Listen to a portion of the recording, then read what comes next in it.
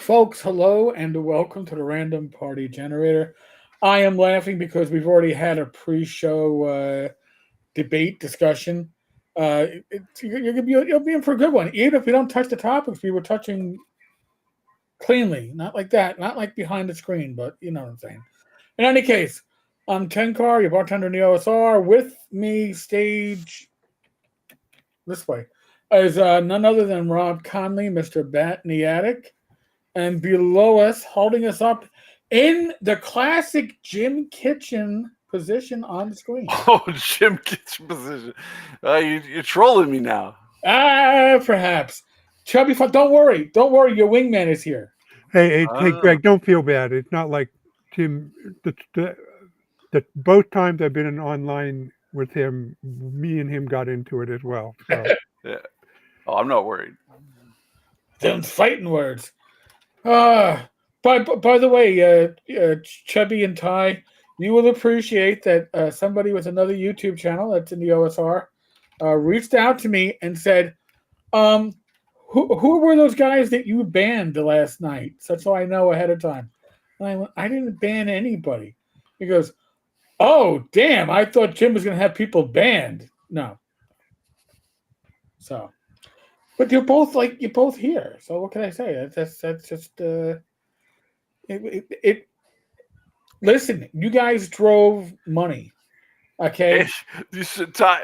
Oh, I was so happy when I saw. what do you mean Ty by that? come in Drove money? because of the controversy, drove views or something. No, we had a $69.99. Oh yeah. That's true. And then Agile Monk purchased 10 basic memberships for people. Well, Ty came in like 20 minutes after I had shot my shot on the chat, and he just drops the exact same points. Like, all right, man. All right, so I only caught the last half hour of the show. So what the hell happened? Well, the subject of Mike Merles came up, and before I say anything here, I have nothing personally against Mike Merles at all. Nor do I. I was just using him as an example in the thing. I said, if you have somebody who's saying something for a long period of time, when it's kind of clear they're being paid for having that position as well, and then when they separate from that position, they say something completely different. Do you how much forgiveness do you have this person for clearly giving their kind of philosophy over to whoever they were hired by, and then when they're free they say something completely different? I was thinking of, like, if you're going to take someone seriously in their positions now, you have to somehow reconcile that they were basically influenced by their employer for 20 years or whatever it was, and Jim just took it all personal, like I was stomping on Mike Merle's puppy dogs or something. And I'm like, he just went like, who are we to question Mike Merle's positions and all this stuff? And listen, went nuts. I understand Jim's point, but my point would be the same thing with any Kickstarter creator out there. If you're putting your hand out for money, and we all know Mike is working on a new game, and God bless him, it's going to be better than 5e. Then I'm pretty much guaranteed. 100% chance. Let me understand this context. Now, when the controversy came up, I did put my Google through to work and found this old AMA, and reading through that, I got the distinct impression that even in 2012 or 2014, the 5e isn't completely what Mike Merles wanted. He sounds like he was part of it. He came across like a team leader rather than this is my personal vision of what D&D ought to be. And so this project that he's working on, that he's got about, is it his personal project or what he's working on at being an employee of Chaosium? A little bit of both, I think. It's his rewrite of 5e, which is going to be interesting. It's going to, again. Yeah, I wish him well. I wish everybody will write something fantastic. So Chaosium gave him the go-ahead to actually write D&D right. clone. I wouldn't even call it a clone. He's taking elements, from what I understand, people who've played some of this at GaryCon were very happy and impressed with it, and they said, "Wow!" And apparently it plays quicker than 5e. So I'm already going to give the That's not a high bar, but okay. it's not a high bar, but I give my blessing because that's um. I played a 3-hour game of Shadow Dark last Saturday, and they had 8 combat encounters and cleared 2 levels of dungeon. There you go. So I mean, holy shit! If you can't beat that, that's hard. That's a high bar. But Okay, I get it. So I get it. So if he does have truly what he feels his version take on 5e, yeah, he's going to have a tough sell if it incorporates some of the stuff that 5e itself is known for. I mean, it's just like imagine if one day Kelsey, oh, you know what? Not I'll use a real. It's like Bob Dylan showing up at that. I just watched the movie. It's Bob Dylan showing up to that 65 folk festival and playing electric guitar, and everybody's booing him. It's not what you expect from the guy. That's just electric guitar shit. What the hell is that? Yeah. So okay. Yeah. Well, he probably knows what he's in for. Well, which is fine, and also he's also apparently in charge of RuneQuest now. He's in, which RuneQuest has a very special place in my heart. RuneQuest Second Edition was the first sandbox I ran as a young GM. So I think he's got a great IP that I'd like to see what direction he takes it in. Well, I mean, role playing in RuneQuest role playing in Galantia.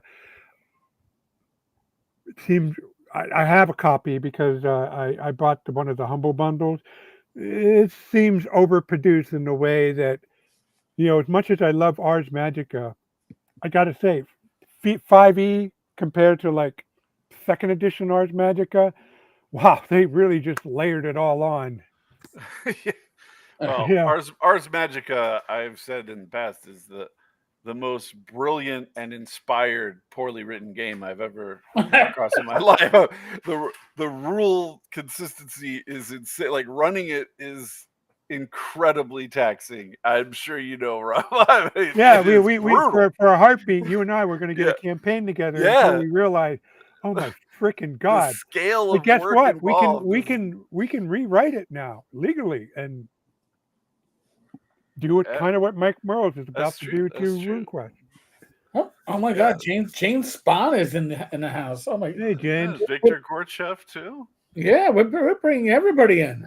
Yeah, my son thought that I had failed to put in his money for Victor's Kickstarter, and it was going to close, and he wasn't going to get his copy of Blacklight, and he was all like, "Oh, I forgot to remind you," and and I was like, "It's okay, I did it 2 weeks ago." Oh my God. Well, James, I would say the system plays like a train wreck, at least the 5th edition version, but the setting, as far as I'm concerned, is still gold. I mean, I run a modified form of it for my Majestic Waterlands, and it was great. Yeah, I think it's great. Reading it is a pleasure. Like the content, the ideas, the setting. I mean, it's just incredible. And then to be such a mechanically obtuse system. Oh man. So if you want to make a lot of money, folks, find a way to Shadow Dark the shit out of that Ars Magica chassis and sell it and make some money. I don't like do to it talk myself, about. but I'm not skilled at doing, Shadow Dark adaptations. Oh yeah. Well, no, I have notes on taking my Swords and Wizardry and Majestic Fantasy rules and turning it into an OSR rule set for Ars Magica. I mean, I've worked with it with GURPS, and I incorporate concepts in it in my Majestic Fantasy stuff. Now, now that it's open content, and I have no problem with the more with Ars Magica, you have to share everything that you make for it. That's the license, the Creative Commons license, share alike license. But I have no problem with that. And once I get my current splat of projects, maybe in 2026, I'll come out with an OSR Ars Magica rule set. I really want to. Yeah. Well, Rob, I love you, buddy, but you just work so slow. I write a book in 3 weeks, and you write in the book in to a year for time frame, man. You gotta take some methamphetamines like me and just get it done. Come on, man. Be like a good German soldier. There Yeah, you yeah. You take the meth. I'll just. You can Well, be the hare. I'll it's be the tortoise, and technically we'll see where we are at the methylphenidate, end. not methamphetamine. Let me just go. correct that for the children at home. Yeah, But yes, don't get all confused. Yes, you have a legal prescription for it. I know. yes, yes. Oh my God. I Yes, don't. James. Everything is shadow dark. Kelsey did the work, has the love, and has the support. I think she's at what 1.8. Yeah. Well, Right? I have I've got about a quarter of the way into what I think will be my first big Kickstarter, and Ooh, you're it's an kickstarting something, huh? it's an adaptation of Shadow Dark into a totally different genre. So we will see how that goes. I'm gonna keep that under my hat for a little bit, but Okay. I'm working on some pretty cool ideas. Okay. She's at 1.775. Nice. The Yes. Good Western. job. With 12 Good job for days to her go. and her team. So that's going to be probably a $2 million Kickstarter. Yep. Holy shit. So, since James is listening to us, so James, I have this science fiction setting um, called the Majestic Star, and I'm torn. I've always been torn between using White Star and Traveler Cepheus, but recently I got inspired by an insane debate over faster than light travel and the theory of relativity, and it inspired me to solidify some more aspects of my setting. And I started looking at White Star again. So maybe along with the Ars Magica project, maybe I'll do a Majestic Star White Star thing with the ideas I just came up with.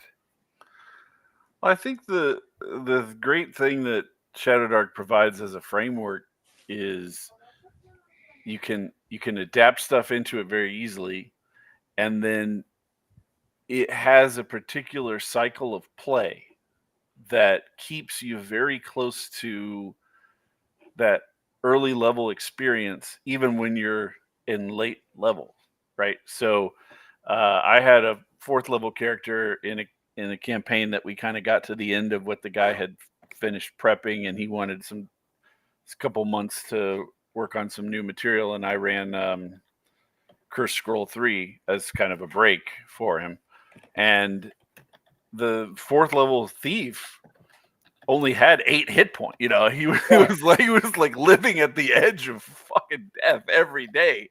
And he, as soon as I got money, I would try to roll it into carousing. I would try to do stuff. So I never built up huge amounts of funds, and in Shadow Dark you don't get that much money anyway. And he was, even at fourth level, it felt like that first level almost dead cycle. And if you can recreate that for other genres, like sci-fi, for instance, where a lot of times your characters are very robust, unless you're playing Alien, then you're made out of paper mache. Yeah. But Life is yeah, optional. yeah, I think like in Traveler, you juice up with armor, you get all kinds of things that keep you far away from being stabbed in the face. That's where the fun is at. When at any moment you'd make the wrong decision and you could get stabbed in the face or shot in the face. Right. So now, Greg, I believe, and I should have taken a screenshot of this, that somebody else has a Dark Sun clone for Shadow Dark? Yes. Okay. I wasn't imagining it. I went, I haven't looked at it. I did see that it was, and this is just what it says on Drive Through RPG. This could be a typo, but 25 pages and $10 price tag. So that seems to be a disconnect to me. But yeah, I haven't looked at it. I have no idea what kind of ideas are coming in. I've been working on. I had a talk with Kelsey, and she doesn't really want me to use the word scroll in my Zine title. I was going to call them burnt scrolls, but I'm gonna call it the Dune Wanderer, like it's an homage to the Wanderer's Journal in Dark Sun, and have them come out. I'm working on my first one. Matt Jackson's working on the map, and we're over 50% of the way on the map. he's kind of going in and putting in detail work at this point, and putting that together. It's going to be about 50 pages, like a curse scroll. Okay. And then what I saw with what Kelsey did in the Western Reaches is that she created a system where you could keep your core rulebook without being updated, but then start throwing in these updates in the forms of Cursed Scrolls and in the form of the Western Reaches, and adding it to that, so that if you just have the original book, you're still good. Right. So I thought, okay, well, what if I roll out with 4 or 5 Shadow Sun Zines, and then eventually get to the point where maybe I create like a compendium, but it doesn't, you can still play with just the original book. So you're not trying to like create like second edition, third edition, or whatever. You're just compiling new stuff. So I think it's a good strategy. Pretty cool. Not too shabby. But yeah, $10 for 25 pages? Yeah, did you pull it up? Yeah. No, I'm not even sure what it's called, but I'm gonna have to look for it right now. Let me check my Discord, because like 10 people sent me the link to this thing. Let me see. Under the Dark Star is what it's called, by George Valentini. My guess is it hems a lot closer to Dark Sun than Shadow Sun does, and like our old buddy Icarus, you can fly as close to the sun as you want as before Wizards of the Coast strikes you down with furious anger. We'll see how close you can get. Why is it not? Let me see. Here we go. I found it. Okay, Under the Dark Star. 25 pages. 10. And Shadow Sun's only 8. So $8. Yeah. So I mean, like, well, I have no idea. Like, I don't want to badmouth another creator. I just say it better be good for $10. Those better be some really good pages. I'm going to read the product description, and then you tell me how that fits into 25 pages.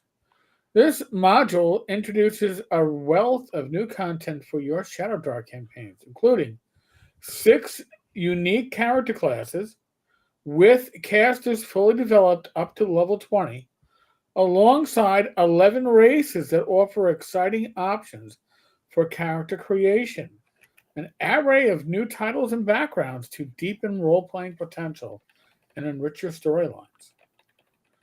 Advanced magic systems, including rules for defiling and preserving How do you do this in 25 fucking pages? Yeah, unless it's... Buy the book, Eric, and find out. Shit. I'm going to have to. Yeah, Patty brings up a great question. Where's you going to have any art in 25 pages? There's no preview, by the way. Yeah, there's no preview. All right. Like I said, I don't want to rag on anybody that I haven't seen anything of it. That was my impression. It seems like a lot to be packed into 25 pages for $10. Yep. All right. So, folks, just so you know, it's happening right now. When you use the Tavern's affiliate links, this allows me to buy shit like this, so you don't have to. Okay.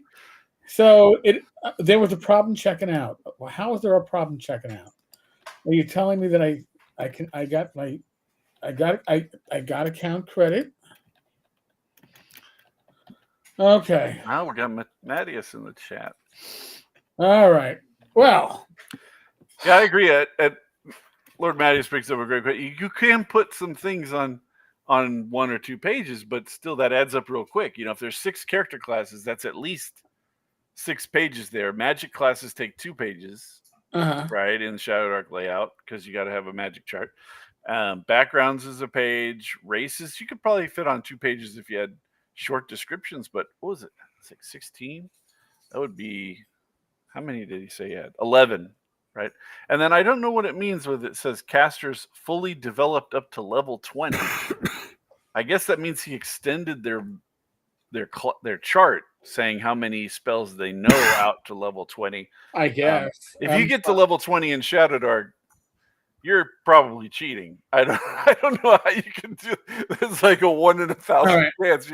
So trying to download to the PDF downloaded to Chrome and then I wanted to download it to my PC, and now my fucking computer is just spinning. I can't even open up. Oh hell! Do I have to do this, Eric? No, because why should you pay $10 for this shit? I'm gonna keep my hands clean. Oh wait, here we go. It's finally. Oh my god! By the way, just to put it into perspective, my $10 bought me less than 1 megabyte of PDF. Wow, that's the lack of art right there. All right, so all right, I'm not going to show it on screen because, folks, whatever. It is hyperlinked. It's got no art. Oh no, it does have a little artwork. I'm going to guess the artwork is AI because there's no author listed from what I can see. Oh my god. So okay, so what's this product we're talking about? What's the title? The exact Under title? the Dark Star. Under the Dark Star. Yeah. Yeah. So writing and art, George Valentini. Okay. Magic defiling rules take up a page and a half.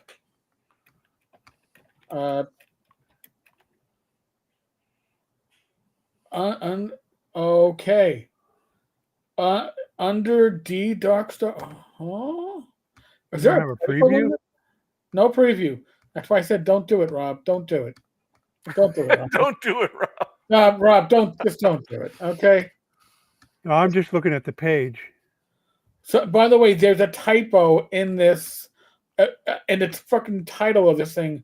When he refers to his own work, he has under D-E, Dark Star, as opposed to the. Maybe maybe this is a little edgy, but I've had a rough week. Maybe it's in Ebonics. Have you considered? Yeah. By the way, spells known. Yeah, that is just a chart. Yes. That is there are no new spells listed. Wait a minute, is this a Shadow Dark thing or It's- because it said for Yes. OSR?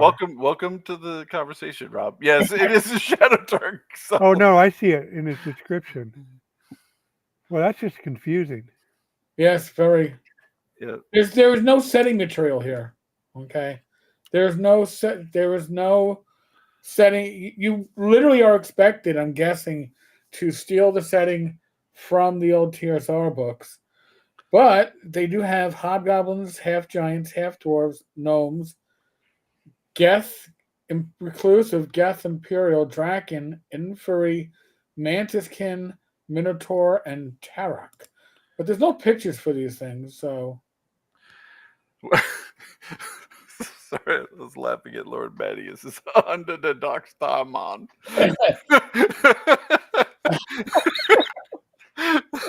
Well played, sir. Well played. All right, so yeah. Yeah. Oh God. So this is going to be one of those. I will have to review this. It'll be on this channel. Oh my God. Everybody's doing that damn joke. Under the sea. Under the sea. Oh my God. Well, listen, they're going to think they're a mad success because they just sold a copy. I'm not going to put a link on the screen, folks, because you should not have. Give me a day or two. It won't take me long to do a review. There isn't that much material here. I really thought it was a joke. The 25 pages, like a typo. Like I thought it might have been a typo, like it was 250, and somebody just typed 25. No. Yeah. I mean, I struggle with making decisions about how I'm going to price my stuff, but I generally don't have a 25 pages to $10 ratio. No, and I would have to be writing pure gold. Like it would be pure gold as it ever was. Yes, the greatest thing I've ever written. Bad Mike is showing up too. Yes. Yeah. Oh, before I forget, so I'm on the home stretch with my Majestic Fantasy Realm. A bit of a bummer. I had to limit the scope. I'm not going to have a gazetter for the continent. It's just I'm already at 100,000 words for the 4 maps and the stuff that all the supporting material, and so that's probably going to be a later project. But I just want to know if Greg, did you Did you blow up any Did I blow up what? stuff? I can't. What? You keep cutting out. I can't understand you, Mike. Did I blow up something? A doll? Rob, no, did you blow up any Teslas this week, or did you just blow up our chat on Wednesday night? Oh, okay. No, I was didn't that, really was even those mean the to. bombs you threw? I didn't even really mean to. But what happened is after he poked the bear, I had to just give it to him double barrels for the whole rest of the chat, man. So when you say poke the bear, is that a euphemism for poke Ty? Because Ty was also in. Ty came in after I had already fired off a lot of ammo. And he must have heard the suppressing fire and decided he was going to advance. Rob, do you have any idea what we're talking about, Rob? We talked about it. Right we have a text chat through our phone. Okay. And I caught a little something going on in the last half hour. Well, but just something. That was afterwards. Yeah. And then then I saw that. Well, because once I got pissed, I just started writing every single ironic, sarcastic bullshit I could think of in the chat afterward. After he was like, "Oh, well, Mike said that 7 years ago, so who cares?" And so then every time something come up, I'd be like, "Oh, 7 years ago, who gives a shit about that?" Let's just say the 7.5 earthquake in Thailand wasn't the biggest earthquake this week. Yeah. This is like an 8.9 on the scale. So what you missed, Bad Mike, was my comment. It's like me and Jim I only been online with him, on air with him twice, and both times we butted heads. I mean, he's obsessed with talking about how to run a major RPG company while we're an OCR oriented thing, and it's just not a relevant thing to what we do. We're well, that's why we have Jim past that corporate stuff. See, Jim does not come from the background that Eric and I come from, so he's different. So it adds a little, not really tension, but it just adds a little zing to the proceedings because he approaches things different. Like Eric and I, look, I know Mike Merles, and I like Mike Merles, and I'd like him to come to the con. And he was invited last year; he couldn't make it, but Eric and I will absolutely throw Mike Merles under the bus if we had him on the show, because that's just what we do. We don't have any loyalty to anybody. Yeah. Whereas Jim is actually friends with Mike, and it's really hard for him to know that there might be a chat, and this might say, "Hey, did you hear what Jim and Mike and Eric were saying about you on the chat?" And that would, Jim would be upset because he's, like I said, he's a friend of Mike's. But Eric and I, we're just like, we'll throw anybody under the bus, really, I think Rob actually got at the source of the matter. Now that I think about it, because the issue is he approaches it like, let's take it out of this context. Let's say we're talking about Disney movies, right? He would be concerned with what Disney is doing, and me and Rob are over here making our own fucking movies in the dark. We're like, hey, who gives a shit what they're doing? How can we make the best possible fucking movie over here? We're going to put this, we're going to use this, we're going to use these ideas. And so it clashes. And some of them maybe even from Disney when it was really good. But I don't care about Disney in the same way I don't care what Wizards of the Coast does. Whenever they fuck up, I just cheer and laugh and move on with my fucking life. I don't give a shit what they do. And so I'm going to defend Jim a little bit here, just to defend his point of view. So he's right on some things. Number one, it's the Starbucks effect. As 5e, D&D, WotC goes the industry to an extent. I mean, does it? Yes, I think so. And it doesn't mean that okay, OSR is not. If this was 2009 or 1999, I would agree with you. There goes the industry. But this is 2024. But Rob, it's still an entry drug. It's still your gateway drug into the. I can't tell you running a con how many people I run into every con that say, "Oh, I started out with 5e, but I got bored. I didn't like it. It sucked. It was too complicated. I had whatever. I had friends playing this, and then now I started playing Shadow Dark or DCC or whatever, and I love it." So it's a gateway drug. I mean, do you agree with that? It is a gateway drug, right? I mean, I don't know, because if we were talking about books, I could give a shit what Random House is up to. All I care about is that I get a bigger cut of the book than Michael Crichton would get like 2 or 3 cents a book because they were making so many goddamn Right. books. I don't care about that. I'm getting a No, much I know larger you don't. percentage of a smaller number of books. So Well, you shouldn't have. Well, you shouldn't have to, Greg. from a- But the whole thing is, how many people are playing your game right now that never played Shadow Dark? I think it's pretty low percent. I think it's a very low percent. Shadow Dark was their gateway, and the Shadow Dark got their foot in the door through 5e. I mean, that's how they got their foot in the door. Yeah, but I didn't get my foot in the door through 5e. So I mean, my But sales. Rob, you were the original walk 10 miles both ways uphill in the snow because you're an old school guy. You're like me. I mean, you come from a different era. I'm talking more. I mean, yes. I mean, I was only born 3 or 4 years ago, Rob.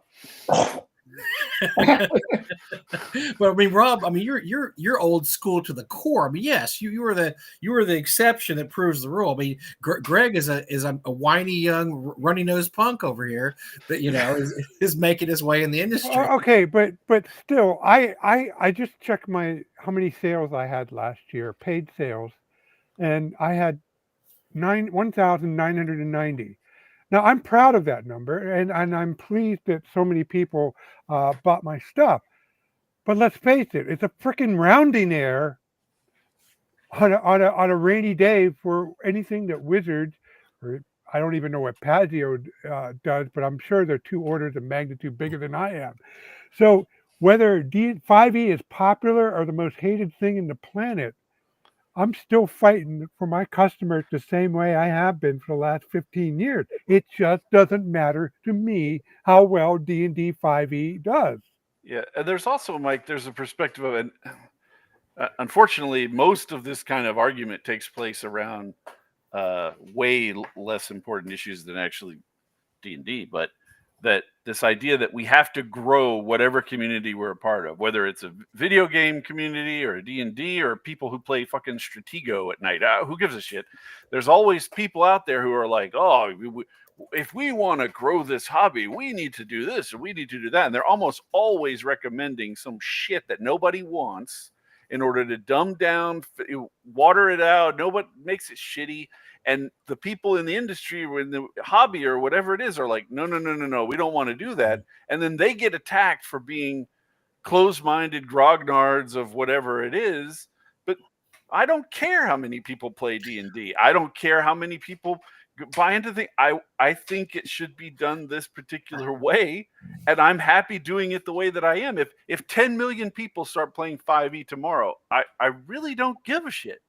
It doesn't matter to me. Yeah, it's not going to have any impact. You guys are not in it but for the money. Here's the thing, absolutely, Bad you guys are not in it for the money, and I get that and understand it. I appreciate it and I respect it. But I'm just saying is that even your small percentage, at least Greg would be getting a much smaller percentage if D&D collapsed tomorrow. We didn't have 5e, we didn't have WotC. I don't know about that because why the big money. Mike, are you familiar with the I forget the name of the thing that MOPS. That's what it is. This theory about MOPS and how these people come into industries and soak up all the money. Have you ever heard this theory? Yes, I know. Yeah. Okay. So it's a big thing. Yeah, I forget the name of the theory, whatever it is. But that's the thing. I don't care if all the MOPS leave. I don't give a shit. I'm here for the actual hobby. I'm not here to see how much I can squeeze out of the next 10 customers that we add on to the end at Barnes and Noble or some shit. I don't care. I care about actually making the thing. And that's great. I mean, you guys be writing like to play it.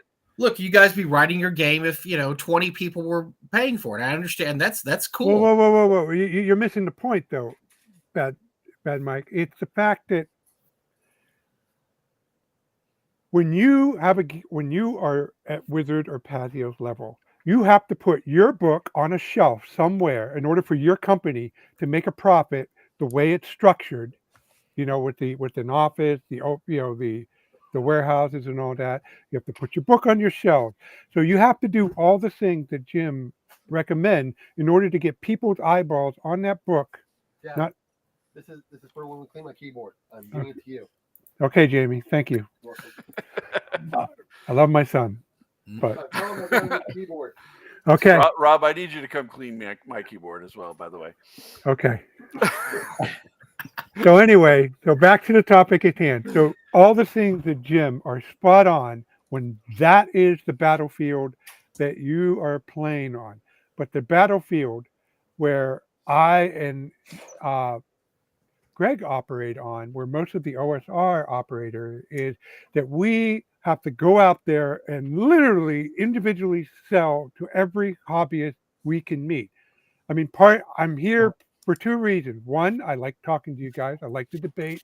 I like getting my balls busted, even though it's unpleasant at I knew times. you liked it. But I'm also here because all the 1920 now watching on YouTube plus whatever we're getting elsewhere. I'm talking to all of you, trying to hope to take a look at my stuff, and of course I'm motivated. I mean, I want to earn a dollar at the end of the day, but I'm really also there because I think I can write useful stuff that that's useful to people. That's where I get the thrill out of it. And when somebody tells me I use Black March to do blah, that's where it pays off for me. But I can afford to do this because of the new economy, because of the internet distributing stuff, because of print on demand, because digital. I can spend $63 a month and have the same tools that top-notch publishing houses uh, do. That hardware prices had collapsed to the point that I have a printer that can print up a 13 inches by 19 inches poster without impoverishing my family or investing serious capital. So all of this is the battlefield, which is nothing like what Wizard. So whether Wizard sells 1,000,000 copies or 100,000 copies, it doesn't change what I have to do and the reach I potentially have because I'm selling through this. I am looking at the camera. The people I'm talking to now, those are my customers. Those are the people I hope use my stuff. That's not what Wizard can do. Wizard Yeah, can't and afford also, to do that. also, I want to take this off of Jim Kitchen for a second because I honestly don't know if he's written anything or not. But it's totally different for somebody who has created objects, created things, to listen to people who talk about what the things should be, tell you what they should be. Rob and I are sitting down looking at screens, typing out word by fucking word. Like, so when somebody says, "Oh, this is how it should be. This is what you should do." It's different for somebody who actually makes the things. I don't care what Wizards says about what's in their book. Mm-hmm. I don't care who their friends are. I don't care what lame ass live plays they post. I don't care all the shit that they do. I care what's written in the fucking book. And when you look at it and it's shit, that's the only measurement I have. I don't care. I don't care if Well, look, if they were good at marketing. They're not, but if they were good at marketing, it would still be a shit book. I don't want to disagree with you guys. Look, so we have every year or every other year we have an adventure that comes out that Tom Wilson and I put together called Basic Expert. It's based on BX and we publish, I don't know, 150, 200 copies, and it typically sells out. It sells out. It doesn't sell. It only sells out because it's at North Texas only. It's it's a unique original publication. It looks super old school. All the copies look very old school. I mean, we have the trade dress and everything. Where it looks very old school. Yeah. And you got all the you got. Oh, by the way, monochrome covered. You got the forever. blue maps. You got the blue maps on the inside also. So we put those out, and once again, and I understand what you're saying because whatever WotC does has nothing to do with what we sell. I mean, I wrote one this year. It's a sequel to B1 Search the Unknown. And, we're going to, I don't know, buy 200 copies or 50 copies. It'll probably get close to sell out. B4.5 sold out of 200 copies. And then we had another printing, and that's down to about 100. So they'll sell regardless of what's happening in the wider world, just because they're associated with North Texas. Everybody knows the money goes to North Texas, and it's just a cool, unique item.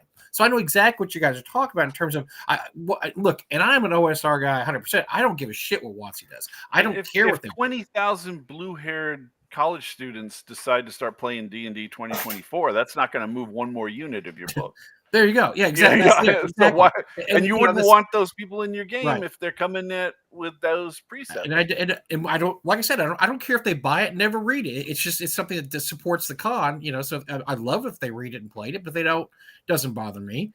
But it's the same thing, and I don't care what WotC does is now that. And then saying that, I'm glad WotC's still around, even in their ridiculous state they're in, because they do put the name of D&D out there. And I'm telling you, running a con, guys.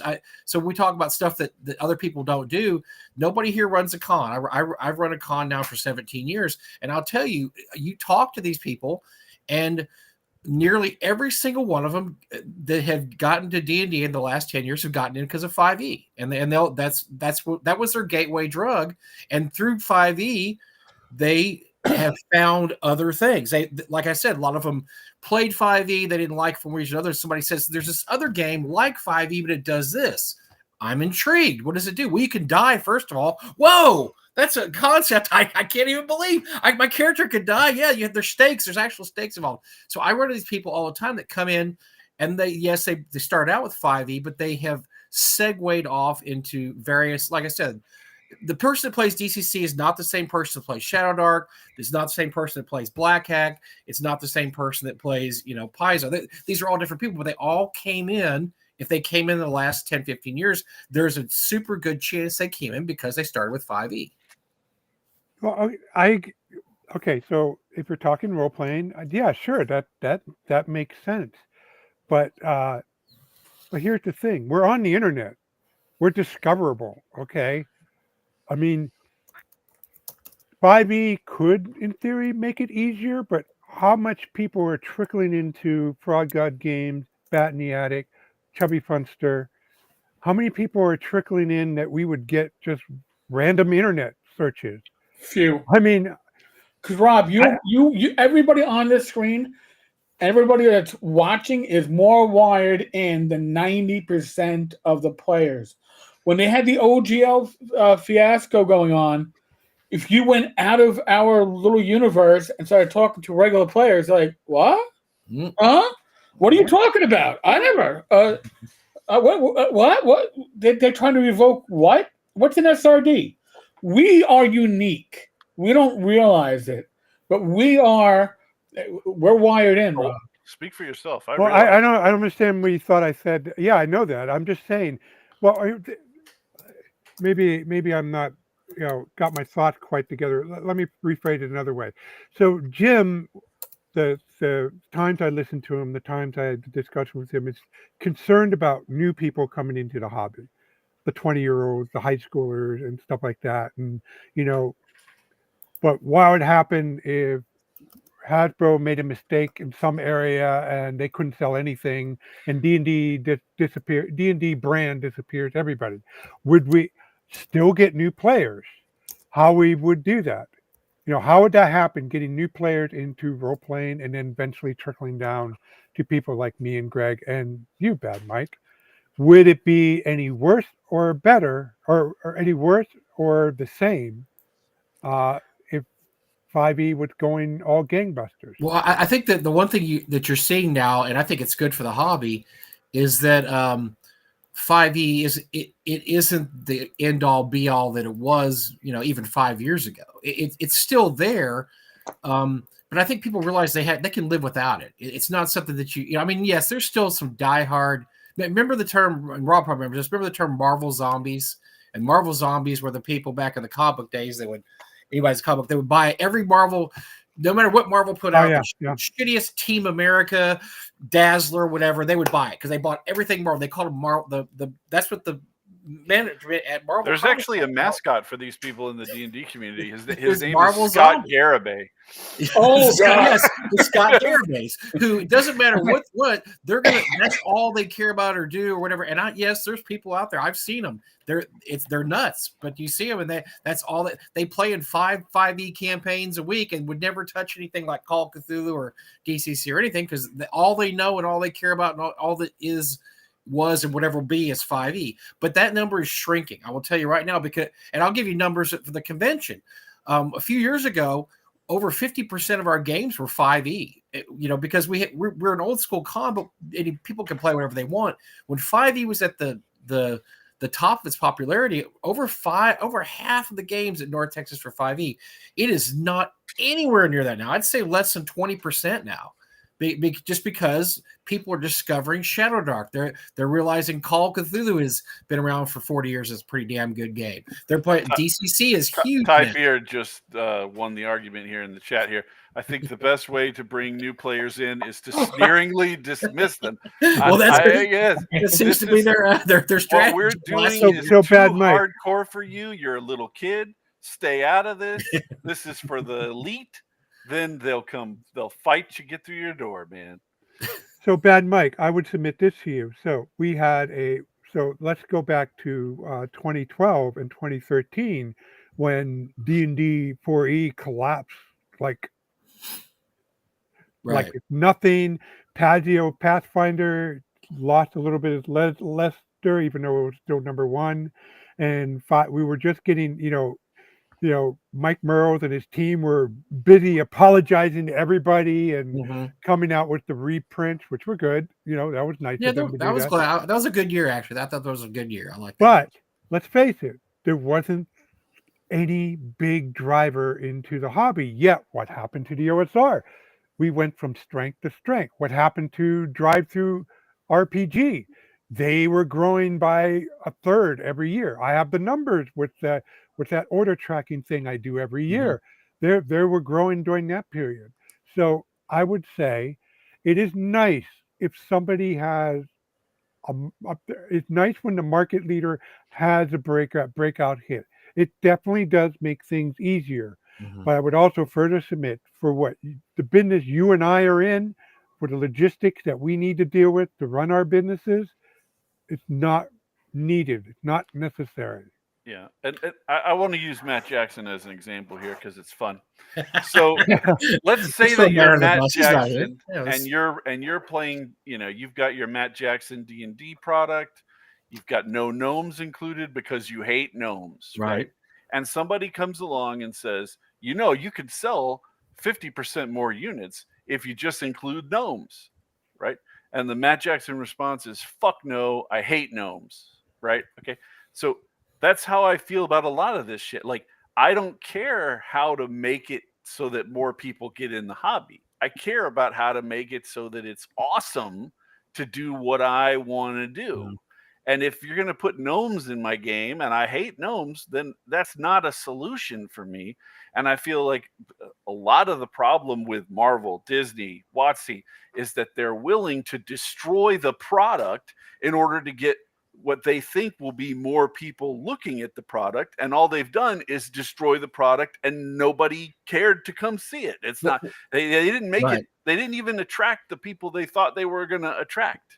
Well, it's what happens when any hobby gets too far away from its origins, right? Yeah. This happens to baseball cards. I mean, any hobby that gets far away from its origins, you have to have it come to Jesus moment. You have to have a comeback to if you want to survive, you have to come back. I mean, Marvel and DC Comics they're on the skids now. I mean, the print runs are horrific. Everything's terrible. But why? Because all the creative people who have any creative bone in their body have left and they're doing independent comics because they own their product. They're able to market their product. They can, Chuck Dixon, prolific writer for Marvel and DC, Punisher, Batman, created Bane. Doesn't work in comics anymore. What's he doing? He's writing Levon Cade novels, and one's is going to come out today. The Working Man. That's based on one of his novels. I mean, he's making 10 times more money than he ever make working for Marvel or DC anymore. And so by expanding the hobby like that, the creative people leave. This happens to every hobby. It's happening, I think, to D&D right now. The creative people, the people like Kelsey and Rob and Greg, and all these, they're leaving and doing their own thing, and they're taking out parts of WotC that will never go back in. WotC's never going to be creative as it was. It's just not. That's not the trajectory of hobbies. They don't suddenly. I wouldn't put my money on that. It's a rare. I would absolutely. What I would say though, the odds aren't good, but the odds are more than 1%. Well, okay. Well, I mean that's a trifling amount. I'm just saying that right now they're throwing all their eggs in the basket of VTT. They have suits running the company and not creatives. They seem to just lurch from bad publicity to bad publicity to bad move to bad move. They haven't put out. What's the last best thing they put out? And honestly, I don't know enough about 5e. What's the last thing anybody talked I about? think That said, for me, it's that's really Salt good. Marsh. Yeah, probably. And that was what? That's been like 6 years, 5 years. That's What's been the a while. Tasha's thing? Yeah, that Tasha's. That's Phil's fine. selling, And we're talking like Yeah. this is not in the 2020s. This has been that long since they put out anything Well, of any creative. Like you can only serve poop at your restaurant one time to the customer, and then once the customer realizes what you're doing, they don't come back. That's just the way it is. That's the thing. They've burned so many people that they've created not just people who don't care, but people who actively hate them. Like it's one thing for me to not want to eat at your restaurant. Mm-hmm. It's another thing for every time somebody brings up your restaurant, I talk about how much I hate that restaurant and it sucks and it's terrible and everything is horrible about it. That is a much worse marketing position. This is just mind-boggling because we're all old enough. I mean, you're almost old enough, Craig, but not quite. But we're old enough to remember where we would have absolutely had a heart attack and died if somebody said, you know what, we're making a Fantastic Four movie. We would have been, what? A big budget FF movie? No freaking way. And we would have absolutely flipped out.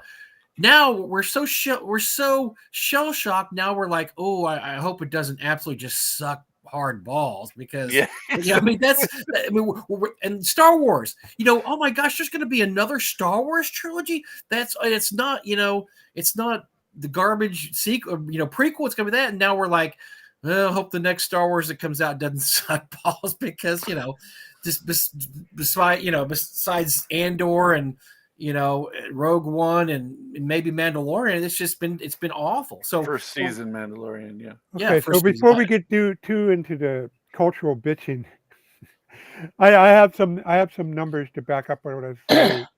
If you could show the screen, Eric. Yep. So what happened to me is Black Marsh is a free download, but interesting, there's at least one copy of it downloaded every day. Rob, zoom in tighter on the squares you got there. Yeah. Thank you. That's better. Okay. All right. So since 2007, I've been going January 1st or the first sale date, because back in 2007 I wasn't selling stuff every day. I go to the first sale, look at the order number. Now this doesn't. You can't translate to the dollars or actual sales because it probably includes accounting stuff. But if they have more accounting stuff, it's safe to assume that they have more volume of sales going on. And as you can see, D&D 4E started going downhill, 2011? Mm-hmm. And they had, at the start of the year, they were at order number 2.3 million. Well, you can see just before the release of 5e, January 1st, 2014, they literally doubled their sales doubled the volume that they were moving without having a market leader. So, like I said, it's nice having if the market leader does well, but I submit it's not necessary for the industry anymore. Yeah, but Rob, when did the DMs Guild open? Good question. That would have been it was just before the pandemic opened. 2018 maybe, because that shows. Yeah, it's got a 4. Yeah, so we went from 13 by 4 million. We had a 4 million increase. Then we had a 6 million increase. Yeah, drive-through was growing at the bang guster, and then in 2020 hit, and I broke it down over here by month, and you can see when all the lockdowns started happening in April. I need material, please. Yeah. Yeah, they had 1 million transactions in April of 2020, and then it tapered down to. So what you're saying, Rob, is that we need to find some kind of a lab and release something in order to drive up sales. I get what you're putting down. But here's something. In recent years, the growth has tapered off. It's now just shy of. It's between 4 and 5 million transactions per year. So it's been relatively flat since the pandemic. It's almost like But I'd reiterate everybody my bought what point. they wanted, and it kind of we're still trying to digest it all, even 4 years later. I think that Artificially, it was we're artificial. moving from a book like to bring up Random House again, where you have a book publisher that's trying to move tons and tons and tons of units at a low price to people that are only trying to move a fraction of those units at a better price for them as a producer. So, to bring it back to Mike Merles, in order for him to be in the game, so to speak, back, years ago, you had to work for Wizards of the Coast, and Wizards of the Coast has a rejection rate similar to a book publisher, right? How many people want to work at Wizards of the Coast in 2014 versus how many people got to, but now you don't have to work for Wizards of the Coast. You don't have to work for White Wolf. You don't have to work for Paizo. You can just work for yourself, and you can get a bigger cut of a much bigger cut of a smaller pie and end up doing better. And I the don't care what they do. compound that, you don't need much if you're capital strapped. That's not a problem either. You just have to be willing to put the time in. Mm-hmm. That's why we have I think crowdfunding was the final nail in the coffin for the traditional way. Well, not the final nail in the coffin, but it really upgraded what the level that all of us operate up to, so we can actually compete with Wizards. Yeah. You can't argue with $1 million in a Kickstarter. And the people who are killing it with these Kickstarters are, they may have staff, but they're individual sole proprietor type companies. What's that guy? Is it Brandon Sanderson who made the super huge? Yeah. Just as an individual, I'm sure he hires people, but it's attached to him personally. It's not, the Brandon Sanderson company, that people care about. They care about what he's done, what he's written, that level of authenticity. That's why, I give Rob a hard time, but I'm not scared of AI at all, because it produces endless reams of shit, and that just makes the authentic people look better. The more AI is the more crap you throw into the bin, that makes it people go, I gotta actually get something that I know is written by a person that's gonna be a good thing to buy.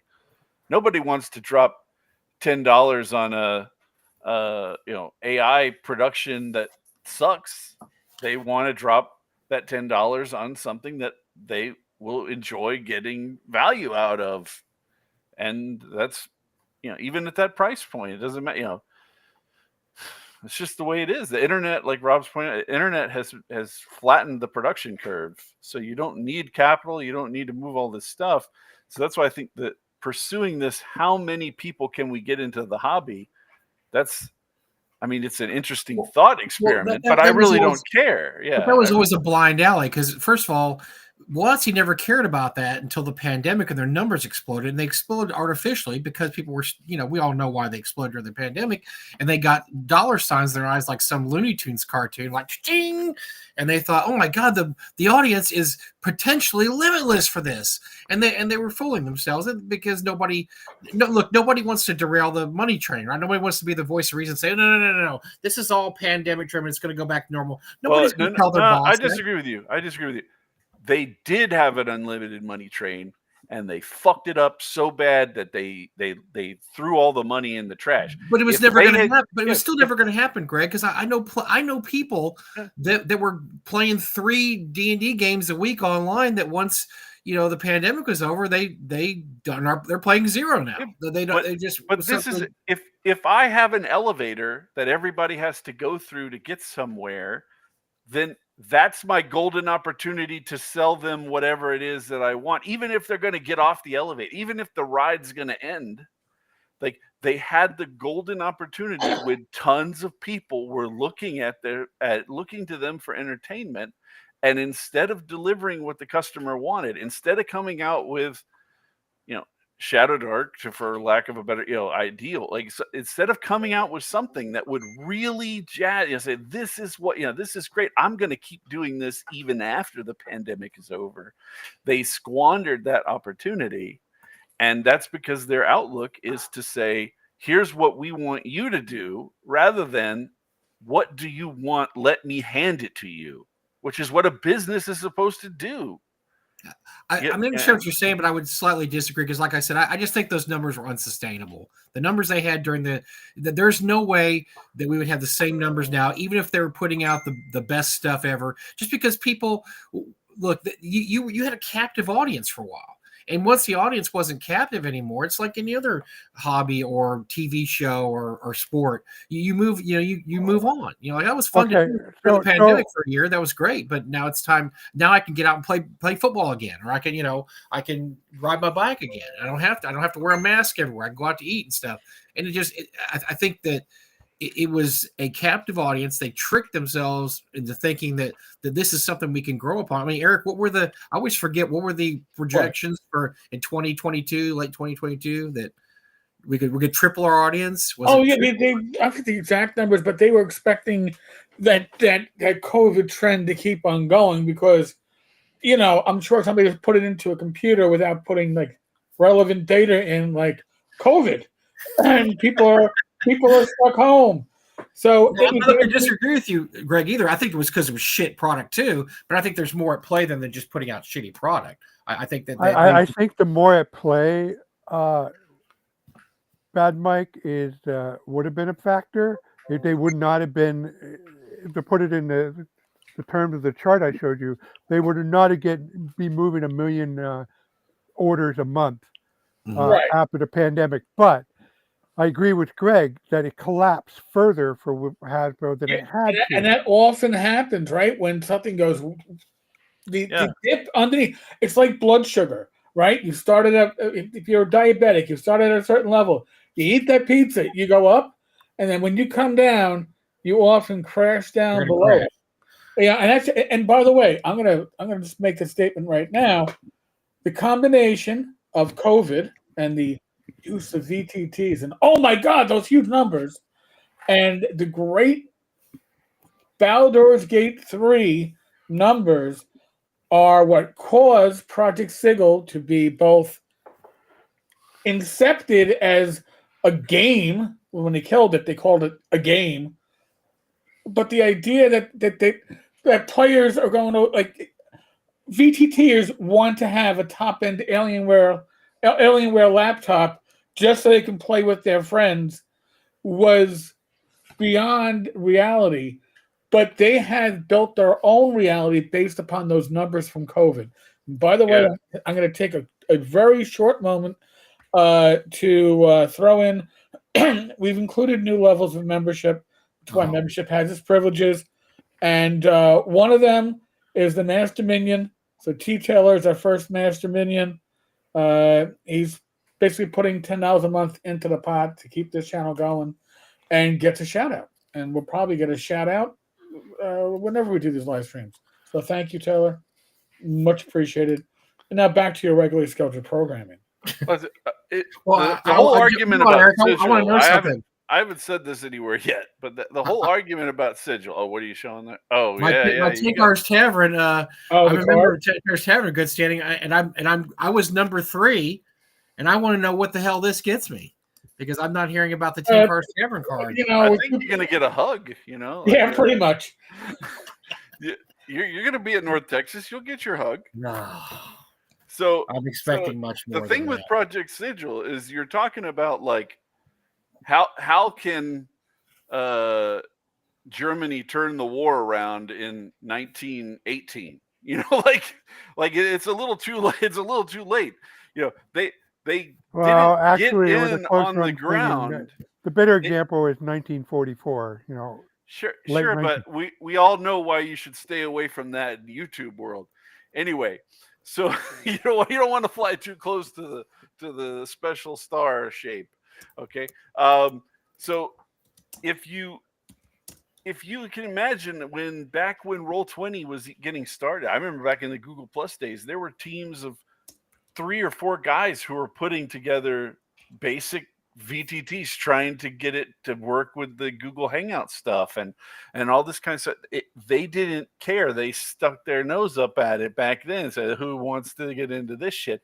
If they had been on the case from day one and just had a minimum viable product for years and then began pumping that up with more and more details and incorporating other stuff, but it goes back to the same kind of philosophy of business that led them to cancel the OGL, is that they see cooperation with other producers as the producer stealing from them, right?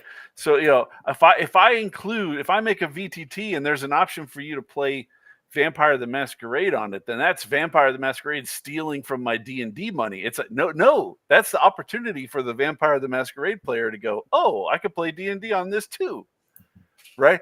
They don't see it that way. They see it as a zero-sum game that if anybody makes a product, it's taking money away from them. So let's revoke the OGL and steal all that money back for us. It's just a predatory zero-sum idea. That's why they fail. It doesn't matter what they're working on. They will fail for that reason. And the other thing is, the other thing they screwed up with Project Sigil is, even if it was the perfect soft D&D VTT out there, it would still have limited appeal, because it literally would be the Dwarven Forge of the VTT world. It just takes too much time, too much investment to set up in 3D versus slapping some rando map that you get off of a Google search onto your Roll20 screen or your Fantasy Ground folder. It's just 2D, as far as ease of use and user friendliness, is always going to beat the pants off of anything 3D, no matter how well. And they should have known this, because there was a certain game called Neverwinter Night that lets you build your own world, your own dungeon, pretty much the same way as Project Sigil, except they actually had a little programming interfaces so you can get really nice, sophisticated things. Yep. And all they had to do was look at the numbers from that relative to what other people were doing back then and realize it was going to have limited appeal. Yep. And it goes to I've actually had this argument with a lot of OSR guys since this Western Reaches Kickstarter kicked off, is people being butthurt about Kelsey being successful. And the problem is even if I think that Adventure Conquer King is the best possible way to play, with very high rules fidelity, lots of detail, lots of work from the player, lots of work from the GM, even if I love that, the market doesn't reflect that people as a whole love that. There's a niche market. I love to play Adventure Conquer King. I'm a huge advocate. I've written for it. It's a great game, but it's not going to move as many units as a more rules light, easy to understand, easy to convey game to other people. So there's been guys in the OSR, God love them, writing great stuff for a long, long time, but they haven't put it together in a way that appeals to the mass market, that immediately conveys its ideas the way Shadowdark does, that moves all those units. So when they see Shadowdark, they're just so butthurt about it, and they literally don't understand it, and that's why they're so upset. Because if they did understand it, they would have been doing this shit the whole time. They didn't get it. She saw it in a different way. She saw the opportunity. She put it together. She moved a ton of units, and people are mad. They don't even think in the same way that she did, right? And Wizards of the Coast is the same way. They cannot see what the market is telling them. They're getting market signal after market signal after market signal. They can't read it. They don't understand what the people are even saying to them. So they can't deliver the solution because they don't even know what the people want. Right? And you got to look, we're not living in Soviet Union. What the market wants is who gets the money. That's just the way it is. So Sciatus makes a point about, I guess he's criticizing me. You should know better. They had a fast procedurally generated map that took the press of a single button to generate, was very easy to do in that industry. There's a lot of procedurally generated map out there, and some of them are quite good, but they all lack a certain something when it comes to crafting your own adventure. But having said that, because Project Sigil was, had a team of programmers behind it, and because it was software, you could have, unlike a that random dungeon generator that you had to do eventually have to go to pen and paper, you can build in a lot of subtables nested and put your best and brightest on coming up with very cool random table so the dungeon uh, that it produces are interested. So yeah, the Dietis has a point that if Project Sigil had that a top of the line random dungeon generator, it would have had a much better shot at being accepted. Although there's still the whole problem of actually using the 3D map versus a 2D map. There's still slightly not as big as the gap it's creating, but there's still more of a overhead actually using a 3D map versus moving tokens around a 2D map. Yeah, I agree totally on the VTT stuff, Rob. But people want to just open it up, drop that 2D map in, throw tokens on it. The end. My biggest complaint about Roll20 is that it's hard for me to adjust the size of the map to the grid. Make sure that the grid on Roll20 is aligned with the grid on the map. And even I know how to use the tool, but you got to be real precise with the mouse, because the bigger the map is, a slight little difference in how you measure what your 3x3 sample square is, by the time you get all the way over to the 80th cube over there, it starts to get off. But that's the only real complaint. Like that's minor. I can't imagine how much of a pain in the ass it would be to be constantly trying to set up 3D maps that you had to configure manually every single object on the fucking map. Oh my god, gag me. Oh, holy crap! I agree with you, Greg, about Roll20. I actually have a spreadsheet that I use when when I export one of my maps into a JPEG or a PNG. I have a spreadsheet and I measure the square in pixels, and I type those numbers and the size of the map in there, and it tells me what it generates. It tells me what the type in the Roll20 to make sure that the size come out correctly. But I wish there was an easier way of doing it. But it is what it is. Yeah. Would you believe we did absolutely no prep for tonight? Well, before I forget, pure anger in our hearts. All right. So one news is so one of the things I'm working on to complete my Majestic Fantasy Realms here is the last chapter I'm working on now is the town, because for those of you with my Black Marsh, you're familiar that I do black and white maps here. Well, for the Into the Majestic Fantasy Realms, I'm going to have a 40-page chapter with 10 towns. Each town will have 4 pages, and I am doing full color, full page maps. So very cool. All my black and whites are going to get a bit of an upgrade for this upcoming project. So just showing you guys the progress I made. So I'm really excited. And I'm still on task to get the Kickstarter by the end of April.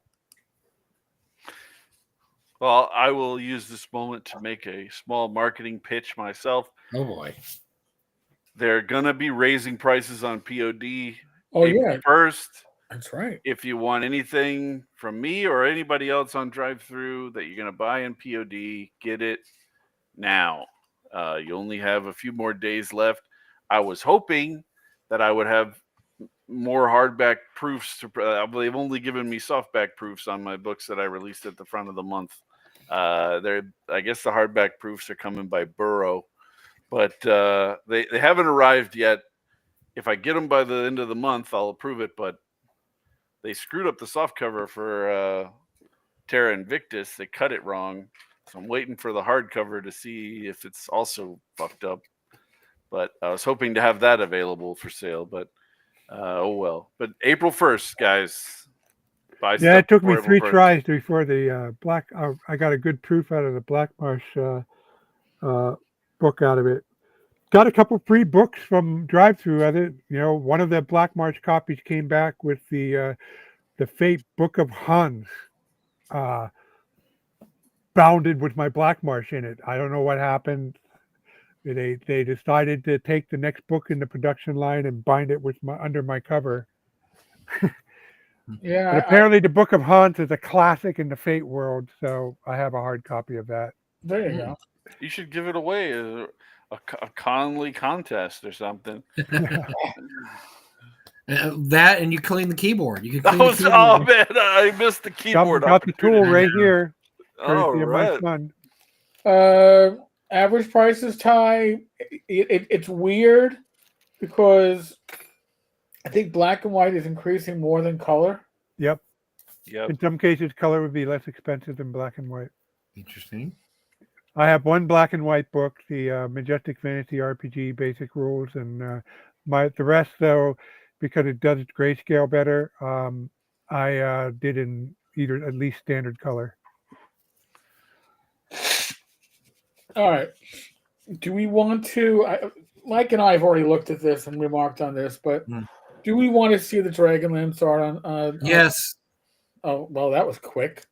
Because it grows every time I see it. It grows more horrible. It's like I don't know. It's like I'm seeing a tidal wave coming towards the shore. And I'm not running. I'm just keep watching it. Oh, it just gets worse every time you see it.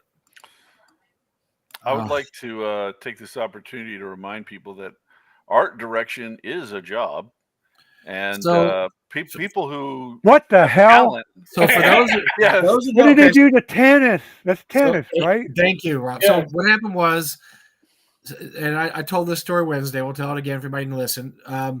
Margaret and Tracy and Elmore are best buds, and they do everything together. He's done every cover for every Dragon novel they've written, even the ones written by TSR Watsy. They're just friends. When he came to North Texas years ago, he got Margaret and Tracy to come, and they never attended cons that little, but they did because they love Larry. So Larry obviously was on tap to do the cover, and somebody somewhere said no, and basically it boiled down to he's old.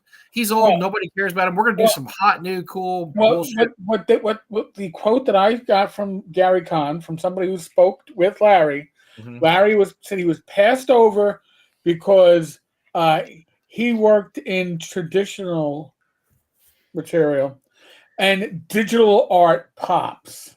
Digital art pops, man. It pops. Holy shit. Don't they heard of scanning and Photoshop? Well, so this matter piece where of originally absolute garbage is the cover, and I can only imagine Margaret Weiss and Tracy Hickman are probably absolutely beating their heads against the wall looking at this just absolute trash. Why does tennis have eye makeup? That's what I want to know. I said he looks like he's on meth. He looks like he's methed out. He's on meth. Look at that guy. That is just. Can you do a side by side of the Elmore? I guess that's the lady in the center is all right. Well, no, she's not though. Rob, look at her head. Look at her head. How that's not a natural pose. That's like somebody took a head off something else and stuck it on that body.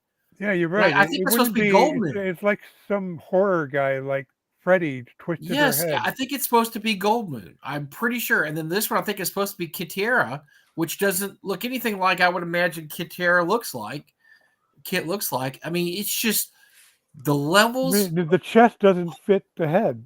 No, that's it. Thank you. Proportions are all off. And by the way, when we do show you the other tennis one, I want to look at the cloak. Okay, what's wrong with that cloak? It's not hanging off his body. No. All right, so I will now show you a classic piece. One moment, please. Please wipe this from my brain. Please. 1 moment, please. Please give me Elmore. Oh my God! Why did you have to do that, Greg, to your picture? Because that's somebody else that thought they could do better than a Hey, I'm just trying to go with the theme. Oh, right. look at that gore. Look how beautiful that is. Oh my god. And look how the cloak. Yes. Like a It. Listen, I am not an artist, all right. But what is saying? Well, I know what's pornography. I know porn when I see it. I know shitty art when I see it. Okay, and I would rather have seen computer generated art than whatever they used MS Paint for in that other picture. Do we know the artist for that piece of garbage? God help them when it comes out. they're gonna lose some business. Let me see. I'm gonna do a little cover. So R.A. Salvador created Drist. He used to bitch online loud and long that he did not get to choose the covers for the Drist books for a while. And if you notice, the first Drist books that came out had a dark elf that looked nothing like Drist. It looked like an old man with white hair. And I'm sure they just told Fred Fields, draw an old elf with white hair and with dark skin. And they look terrible. The covers are awful. And he finally got enough cred to where he could say, no, I want this person to do the cover and I want this on the cover. I can't believe at this point of their career that Weiss and Hickman don't have the cred enough to say, my dear Lord, no. We want Larry. We want Larry. That's just something that Larry goes together with Dragonlance.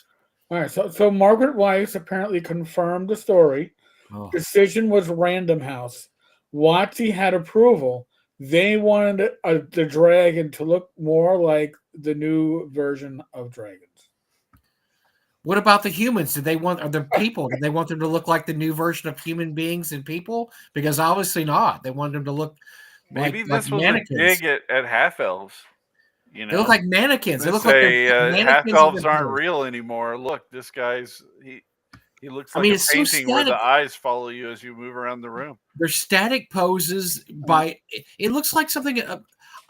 Look, I don't even know a professional artist that would draw something that terrible. I don't even know one. The ones that come to our con, I don't know a single artist that would draw something that awful. I really don't. Cover artist is Philip Ehrlich. Oh, okay. That makes sense. Ehrlich. So let me look up Philip Ehrlich and see what other art Philip Ehrlich has done. Is there any chance this is a placeholder and not the real art? I mean, is there any chance? No. All right, let's. The rest of this guy's portfolio isn't horrible, but it isn't. I don't know. All right, let me. If this isn't the final art and this is a placeholder, I will apologize to this person on our show. But if it is, then no apologies are forthcoming, and God saved you. God had mercy on your soul because you're terrible. So this is the artist. This is some of their work. Oh, wow. I like the backgrounds. Right, here. What don't they do? This is their portfolio. There's no people. Yeah. There's no fucking people. And here's a distant shot of a person. Here's the dragon looks okay from that picture. I mean, there's no maybe look. Some people can't draw horses. Some people can't draw feet. This guy just can't draw anything that's bipedal. Interesting. Humanoid. the only one that's on his thing is the dragon. He just doesn't know how to draw bipedal humans with two eyes. But he does great landscapes. It looks like the landscapes are incredible. Landscapes are awesome. Dragons aren't bad. No, dragons. I can just see when they were looking for a cover artist. It's like, wow, you do great. You do great dragons. Yes. Thank God they didn't ask me about how I draw people because I can't do people at all. Hey, listen. This is right there. Wait, hold that one out. Who is the famous artist? Oh, that's the other dragons. Dragons of Fate. This doesn't. They don't look like good people either. Really, they look better. Yeah, they look better, but it's not. It's still terrible. I can see it from here. Even that's still bad. Yeah. There's a few there's funny stories about Marvel and DC artists that can't draw. Like Rob Liefeld famously can't draw feet, and I can't remember if it was Ditko or somebody couldn't draw horses, and they told him, whatever you do, don't ever put a horse in my story. I just can't draw horses. I don't remember who it was, but yeah, sometimes you just can't draw stuff, and that you just stay away from that, right? Well, yeah, and listen, and when they do draw somebody or paint somebody, very far away, yeah. Which I mean, otherwise, that could be Tannis right there. Otherwise, not a bad artist, but No, I mean his landscapes are Love the great. landscapes, but yeah, that's just. And the whole thing was that they had a chance to look. Like I said, Elmore goes with Weiss and Hickman. They just go; those three go together. You know, like peanut butter and crackers or whatever. I mean, it would have been the perfect thing. We're going to bring it back and look. Here's Elmore back. Elmore stuff still looks great. I know he's retired now, but he would have come out of retirement to do that, obviously. And just abs once again. I know people are tired of this, but once again, Watsy just can't stick the move. They just absolutely do the stupidest thing and look ridiculous doing it. the faces are emotionless. Yeah, it's static. It's a very static. The whole drawing is very static. It's very posed and static, and that's one thing that that's something who hasn't drawn a lot. Because one thing you get better at as you draw is casual poses. And I've heard artists tell me that it's harder to do casual poses than action poses, which makes sense because action poses are you're exaggerating everything, whereas a casual pose they have to be just sitting there basically doing nothing. Some people have a hard time with that. Obviously, this guy can't do it at all. Hey, Ty. At least Steve Jackson game is consistent about their pad art. They don't care about paying anybody to ever do their art. Manowar, the tennis eyes look like something teenage me would have scrawled on an 80s Citadel Mini. That it just I like I said, I think it looks like he's on meth. There's two little dots there, black dots, as he's snorting up some meth or whatever. It's just once again just Watsy is. Well, there's an argument to be made that there's a certain philosophical perspective some of these people come from where beauty is not the goal, right? Where having it be really an exceptional thing. Let's get rid of the painting that's looks like it's from the Renaissance, where the form is beautiful and the person is attractive and they're moving a certain way. Let's replace that with people with cube heads or some shit. And there's just people who don't want. That's not their goal. Isn't to make it look great. Well, I know that sounds weird. It goes against what we think, but it's just there's people that don't. They aren't approaching it from that. Pablo Picasso will tell you, and he did tell people he didn't know how to draw, and so that's why he did. That's why he did the art he did, because he couldn't draw traditional. He absolutely could not. He knew he couldn't. So he stuck with what he knew, which is weird ass shit. Wow. I mean, it's just, what do you say? I mean, that's going to go on the like I said, are they getting any feedback on this? And will that feedback matter at all? Or are they going to? It won't matter at all. This is done. This is done. Because here's the thing, and Mike, I saw this in the NYPD. When you are of a certain position, you do not admit that you made a mistake. You just roll with it. All right, you're gonna just roll with this one. It was stupid. All right, if I admit it, I look bad. No, it's perfect. That's just what we want. We want meth head tennis. It's what we wanted. We wanted that right from the start. You caught it perfectly. That's him. You had a little something. That's fine. Katana, I'm going to call this. It's going to be meth head Tanis, mannequin Gold Moon, and 12-year-old Katara. So that's my new. But it's like chunky Katara. It's weird. Looks like she's supposed to be a badass. She's like a child. She looks. Look at that face. I mean, she doesn't have any kind of age or. I'm just assuming it's her because I can't put that to any other. I don't even know if that's her. I don't know. We're making an assumption. Yeah, I'm making an assumption because I don't know who else it could. Maybe it's Katara's daughter, so maybe that's why it's young. Because does this take place way in the future? So maybe Tanis looks that way because he's 190 years old now, and he's the half elf getting old, and they all turn into meth heads at like 187. maybe we're just the ones that are stupid. Maybe Gold Moon's a lich, and we didn't know that's a plot point in the book. And Katara, that's Katara's granddaughter, and so maybe we're just looking at this wrong. Where we're just making assumptions here. We should never assume these things. Well, I mean, I guess with Goldman, I guess she was indigenous. I mean, well, they made her indigenous kind of, sort of later because the drawings that Elmore did, she and what's her name? Her Riverwind looked somewhat indigenous, but they weren't easily identifiable as This indigenous. is yeah. And then later on, that became a huge point. If you notice, the artwork changed on them. Their skins got browner, and they slowly became more indigenous as time went on. So, oh, I like as we all know, that happens to people. That's happening to Eric right now. yeah. Man of War. I like this. Don't remember who screened it, but there was chatter suggested Elmore should crowdfund unbranded dust jackets. he'd make $1 million. That would be too smart for anybody to even do. He would make so much money. Oh my god! It'd be sick. Just sell it right next to the books. I'd buy them. I'd buy as many as I could. That I go to the they'll bookstore. never do that shit. I go to the bookstore and slip them on the real book, put them inside, slip them inside. Alternate cover. Which one would you rather have? And have people, or just do a North Texas live shooting where we ask people which one do you prefer? Just put them both up. Do you like meth tennis or regular tennis? I prefer the regular tennis, but if I have to have a tennis that will be on a porch. By the way, that's the other thing too. They're on a porch. Where is the action scene of standing on a porch? Isn't that keeping with WotC's normal? I mean, look at all the static stupid. I mean, it's dwarves in the player's handbook. Instead of dwarves holding an axe and fighting a basilisk, they're baking scones in their bare feet with Yeah. I mean, it's a stupid picture of dwarf. It doesn't convey anything about game playing, but that's been very consistent about how they do things.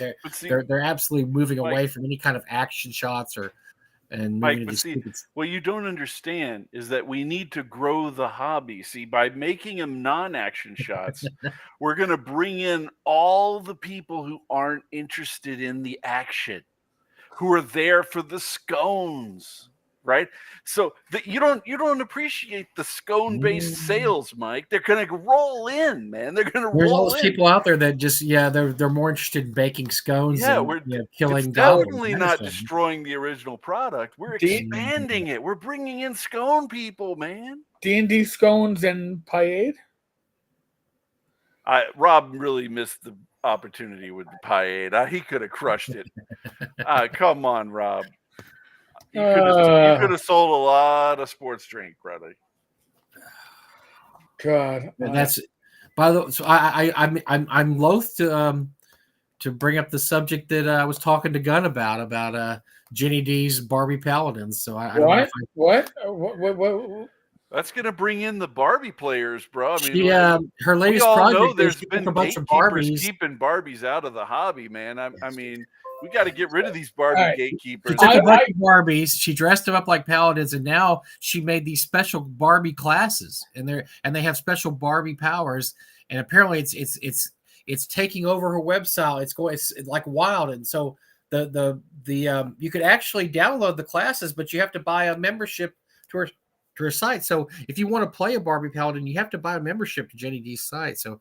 I don't know. You guys are going to be out what $15? I'm already out. I'm already out $10 for the Dark Sun ripoff that I gotta read. Hey, don't call Greg's Dark Sun. I'm looking at her video. Yep, it's a Barbie Paladin, all right. Yeah. Don't. I don't think you should desecrate. No, it's not. It's not. It's not Greg's. Oh, it's not Greg's. Okay. No. It's 25 pages for $10. Oh, okay. Great. Well, let me tell you something, and unsolicited plug here.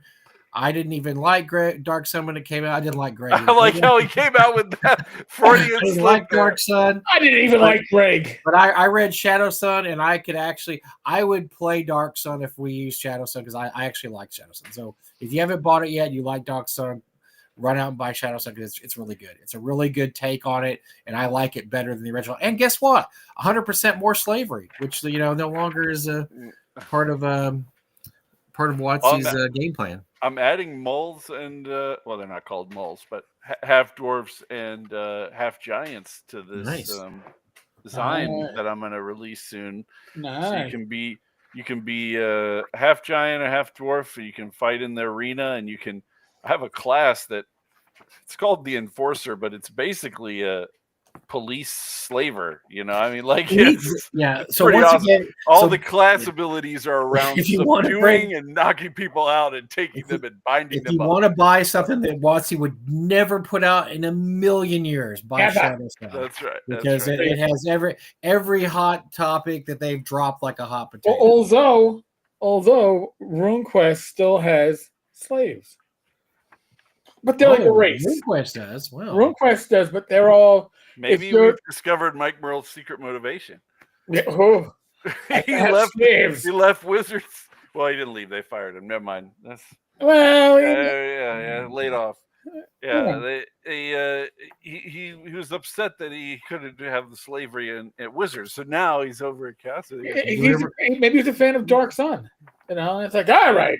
maybe he always was, and he could never get it passed through, and he tried, and they kept turning him down. So now he can do whatever he wants. He's going to lean hard into RuneQuest slavery. So Hard into that, yeah.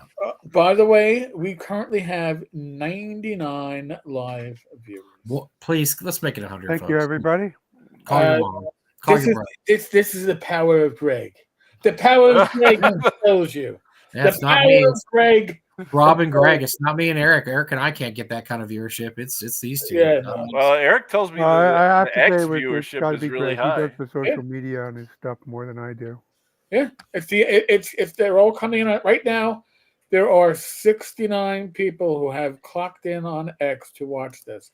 So How many bots though? How many bots? you know, it's Greg, so I Equal could. amount. But They're mostly porn bots, which Yeah, are well, good. yeah. Oh, that's okay. You know, Okay. everybody if you're loves it. watching on X, we love you. But if you come, and I know YouTube is the evil bad guy. Listen. I pay for an X subscription because Grok is the best AI I've found yet. But come to the dark side. Come to YouTube on next show, and then you can comment because X can't really comment. You know, You want to come over to YouTube where you can be censored and controlled. It's the best platform for controlling your views. you know what? But we're also on Rumble. We're also on Rumble. Oh, yeah, Rumble is even freer than X. What is Rumble? What does that do differently than any of the other Twitters and? Rumble Tweet. is like YouTube. Mhm. However, Rumble is pretty much like, hey, don't commit crimes. Okay. Yeah, that's the barrier. Okay. Don't commit crimes. Don't Anything commit else is okay. crimes. Don't plot crimes. But you know, a lot of political pundits on the left and on the right are like, oh yeah, I don't want the censorship of YouTube. I'm going to Rumble. So All right. I might check it out someday. Then probably not though, but you never know. You can use the real word for a lot of things on Rumble, and you won't get banned. oh yeah. Yeah. Well, okay. You don't makes have to say struggle, snuggle, or prawn. You know, you don't have to say the year the world stood still. Yes. I'm gonna have to check that out. I've never had a Twitter or X membership, so I don't that one passed me by too. So I'm still staying away from that. So I like Twitter. It gives me what I want to see. Not as good as what Google Plus did. Oh, yeah. Because Google Plus, the reason why they killed it was because it did too good of a job, and they weren't able to make enough profit off of it because you could set it up to only show you what you wanted to see. You make sure that the thing that it's showing you is what you actually are interested in, rather than Facebook or TikTok constantly bombarding you with all kinds of random shit because they want to get ads and mentions, whatever. It's very useful, and I can follow the people, and then I will see what the people I'm following post. That's a radical idea. I mean, by the way, what happened with Blue Sky? I haven't had the 8 million people on Facebook telling me they're leaving and going to Blue Sky in the last few weeks. Did they already all leave? Or my understanding is it's a rubber room. And so you go in there and you can say whatever you want, but you're still in a rubber room. And at some point you go, well, I got to get out of this shit. And then you leave. Echo. I just don't hear people talking about it at all anymore. Whereas, 3 months ago it was like, oh my God, if you haven't left for Blue Sky yet, what are you doing? Come on. Well, we're all if you're going to standing go to Blue outside, Sky and have a great time. Mike, when you're standing outside the rubber room, you can't hear what's going on in the rubber room. It's closed up Yeah, tight. yeah. But That Blue, bad? Oh, that yeah, bad. Blue Sky is relatively quiet. I mean, no, I should say relatively. It is quieter than quiet. There's really nothing going on. Like my Facebook, I just it's gotten a lot easier now that I've had to unless I personally know you, if you're posting politics, I am unfollowing you. So folks, if you have me friended on Facebook and you talk a lot of politics shit, and I don't personally know you face to face in person, I have likely unfollowed you, so I don't hear any of your shit. And my life is so much better for it. Left, right, I don't care. Well, Just I think this may actually have been an unintentional feature of Twitter. But one of the things that happens in actual practice is that people reshare political content. They don't, and, very few people are actually sitting there typing out, "Oh, I believe." No, you're right. And so since they're not typing out that stuff, then all you have to do is go to Twitter, turn off reshares, right? So there's tons of people that I like what they actually post, but then they're constantly resharing some political shit. Even if I agree with it, I just don't want to flood my feed with it. I'm not there to read about politics. So I can just turn off reshares, and then it only shows me the things that they actually write down, which is what I'm interested in. So I like I said, I don't think they really even intended for it to work that way. I think that's just people's pattern of behavior, is that they tend to reshare political content, but actually they don't create it. So you can game it just by turning off reshares. This problem solved. It cuts this feed thing down by a factor of 100. All the politics disappears. Can we have a field? Oh, I'm sorry, Eric. Go ahead. The real Thai beard is posting on. There. Hey, on didn't take him long. No. Do we want to? Let's spend a little time on a feel good, because we've had some heavy topics, and I know everybody wants to end on a feel good. So we ended the Wednesday show on this feel good, and it was such a feel good. And that's has anybody seen how the Snow White's been doing at the movie theater? What the hell? You're bringing up Snow White? It's a feel good, because it's Disney finally having to eat the shit that they've been trying to feed us for the past however many years. It's going to be the largest failure of any Jewish Disney movie in recent memory. I'm going to go with what I said yesterday. The most surprising part to me is the fact that the only positive I've ever heard of any of the reviews is Rachel Ziegler has an amazing voice. Apparently, she's got a great voice. That's the only thing that every reviewer agrees on. And leave acting behind. She should leave acting alone. But it has the lowest rating on. It kicked The Room off of IMDb's lowest rating of all time. The Room, that terrible, not the Brie Larson movie that won the Academy Award. We're talking about the self-made movie by the lunatic that is just one of the worst things ever put. It's down below 1 point something now, which. It surprises me, because the Christopher Walken version of Puss in Boots has to be the worst thing ever filmed. I don't even know how you can get worse than that. It's so horrible. Yeah. Every part of this movie is apparently so bad. The acting is horrible. The CGI set is terrible. The sets are terrible. The plot line makes no sense. It was reshot like 4 times. People appear, then disappear. Plot lines appear and disappear. Nobody really knows what's happening. They tried to work in some things that didn't work, and then they abandoned it halfway through the movie. The dwarves are so horrifying; they scare children. They tell you don't take your small children to see it because they'll have nightmares. The dwarves are so hideous. It's just every single, and it's not just Ziegler. It's Gail Gadot. We're finally being able to figure out the fact that she can't act, and apparently she's just well, she can act better than she can sing. Well, yeah, Gal Gadot. I don't know. They're saying that she has her limitations are stretched to the stretching point in this movie. They said it's not good, and just everything. It's just funny because this is filmed years ago, and it's been in the can for a while because they just didn't really know what to do with it, and it just built up horrific word of mouth as it went on. And it's always good to see those smug pieces of shit at Disney take one on the chin, because after they've just they've destroyed the Marvel universe, they've destroyed the Star Wars universe, and it's just good to see them just take an absolute kick in the nuts with this, because it's going to lose millions and millions of dollars. Well, in line with the other comments I've made tonight, I just would like to respond with the immortal wisdom of George W. Bush. Fool me once, can't get fooled again. they got me once. They got me once, but that's it. No more. They're not getting a dime. They're not. Fool me once. I see. I'm the opposite. I'll see a Disney.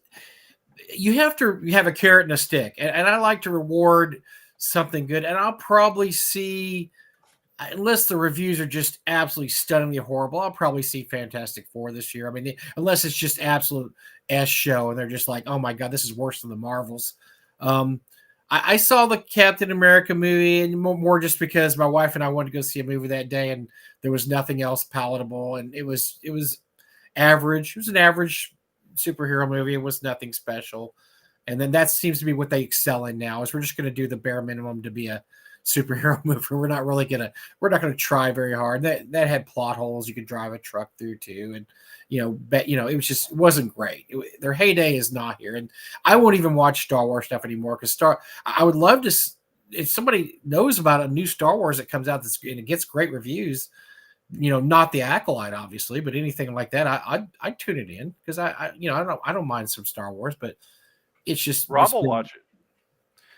Well, I mean, Rob's very open-minded. He doesn't mind. He likes the Disney stuff. Well, even the new Andor is kind of getting a meh. It's getting really. I haven't heard. I mean, the preview people that watch it says, whatever. It's okay. It's nothing special. Andor. I'm not. I don't plan to watch Snow White. Well, you're not the target audience. That could be a great live stream. Rob is made to watch Snow White. It's gonna be that name the movie. No more. As he's watching the movie, as he's watching the film of his daughter. No more. No more. Do you remember the movie? Ty Pierce said the Marvels is your floor, but so this is a true story. I got a free Disney membership last year. My wife was out of town for a month. I said, I'm going to watch all the Disney superhero stuff I never watched because it's free. I'm going to watch it. So I'm going to watch even She-Hulk. I'm going to watch it all. I did not watch the Marvels. Crazy bastard. I would not do that.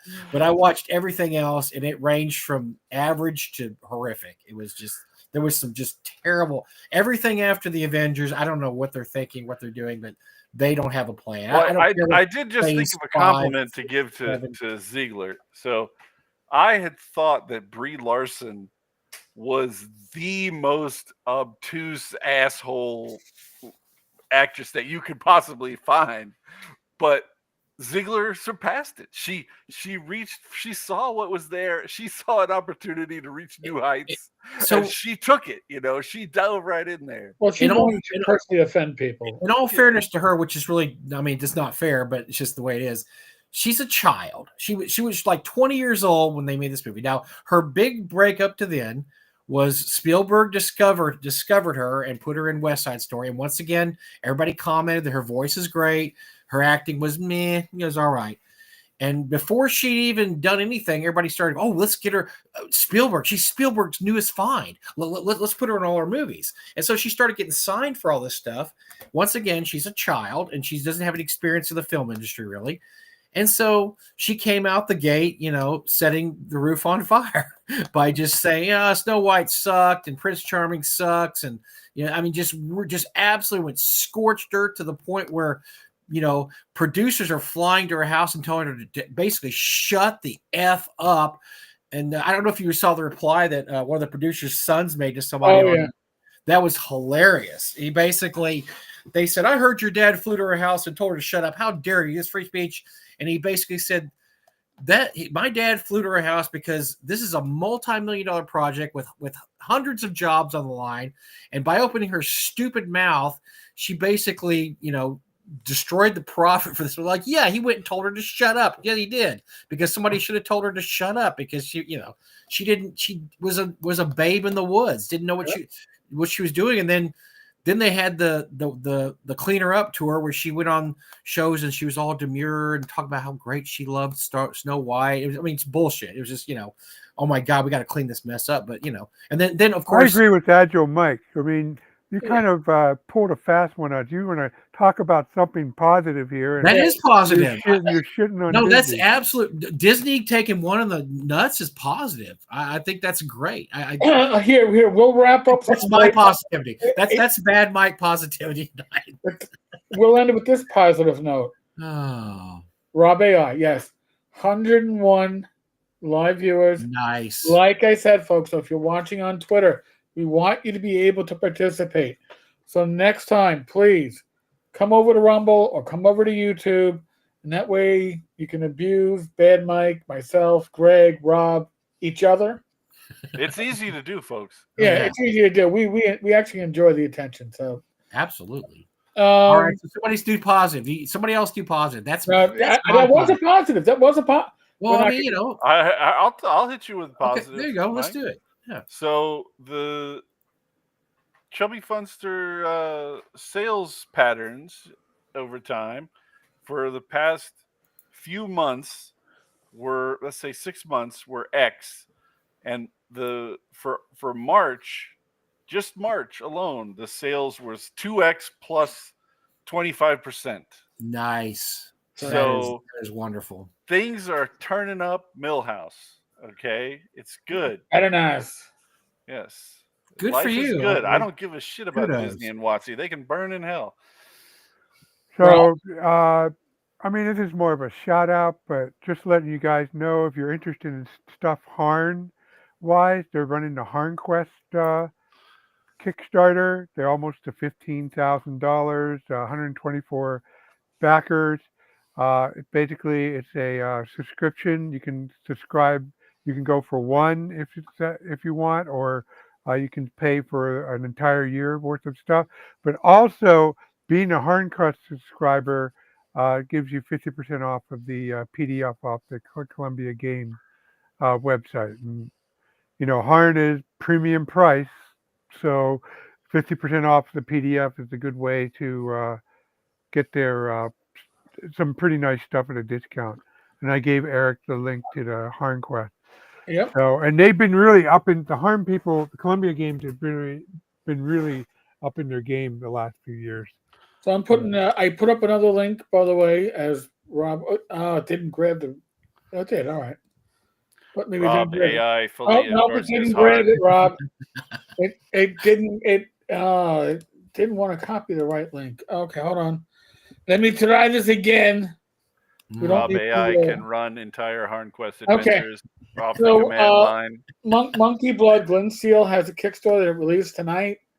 As we went live, it's raised over 7,000. Glint's shit is amazing.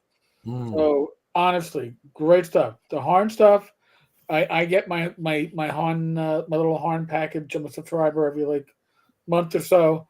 It's always very cool stuff. The Harn stuff is nice to look at.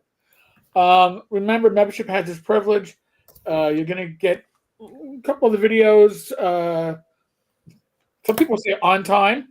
You'll get them as they're recorded. Otherwise, they'll lag about 12 to 24 hours, unless you're a member. And a few other perks. But I will be putting out a poll to members to ask if there are topics you want covered on the lives, if there's a topics that you want me covering on the regular videos. So just let us know. I'll do my best to troll whoever is talking about your subjects. I promise. I know you will. I know. And also, for those of you who really want to go in all on Harn, they have a 1,499 pledge extra if you want to get the entirety of the Harn library. But I warn you, it's 4,500 pages. And if you do buy this, joking, we want to talk to you. As you can see from the binders behind me. Get me There north is of there, Rob. indeed, Is there a more lot. keyboard Oh, cleaning wow. back there? there is indeed a lot of Harn stuff. And you thought you were going to get out without a reach around. All right, folks. Hey, I didn't pull anything else, so that doesn't count. Oh my God. I am not going to touch that comment, Rob. Thank you so much, Rob. Chubby. Bad Mike for joining us. I aim to Somebody make on the other line. people laugh. Great to see you Really guys. appreciate it. Thank you so much. Tomorrow night, 8